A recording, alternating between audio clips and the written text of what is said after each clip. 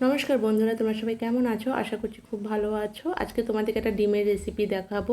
কড়া গরম করে কড়াতে তেল দিলাম। তেলটা গরম হওয়ার পর তেজপাতা আর গোটা জিরে ফোড়ন দিলাম। ফোড়ন দেওয়ার পরে আলু আর পেঁপে ডুমো ডুমো করে কেটে রেখেছিলাম, সেটা একটু নুন দিয়ে ভালো করে ভেজে নিতে হবে। ভাজাটা ঠিক একটু আধটু ভাজা হয়ে গেলেই সেখানে আদা রসুনের পেস্ট দিতে হবে। আদা রসুনের পেস্টটা দিয়ে 5 মিনিট মতো একটু কষিয়ে নেবো। কষানোটা হয়ে গেলে একে একে নুন, হলুদ, লঙ্কার গুঁড়ো, জিরের গুঁড়ো, ধনের গুঁড়ো দিয়ে আর একটু ভালো করে কষিয়ে নিতে হবে। একটুখানি কষাতে কষাতে সেখানে গ্রেট করে রাখা পেঁয়াজটাও দিতে হবে। গ্রেট করে রাখা পেঁয়াজটা দিয়ে একটু নাড়াচাড়া করে তারপরে গ্রেট করে রাখা টমেটোটাও দিয়ে দিলাম। দিয়ে ভালো করে একটু কষিয়ে নিলাম যতক্ষণ না মশলাতে তেল ছেড়ে দিচ্ছে। তেল ছাড়ার পরে তারপরে আমি একটু জল দিয়ে ঢাকা দিয়ে দিয়েছিলাম আলু আর পেঁপেটা সিদ্ধ হওয়ার পর জন্য। দেখলাম আলু পেঁপে সেদ্ধ হয়ে গেছে, তো আরেকটু গরম জল অ্যাড করে জলটা ফুটিয়ে নিয়ে ভালো করে সেখানে ভেজে রাখা ডিম অমলেটটাও দিয়ে দিলাম। আমি ডিমটা আগেই অমলেট করে রেখে দিয়েছিলাম।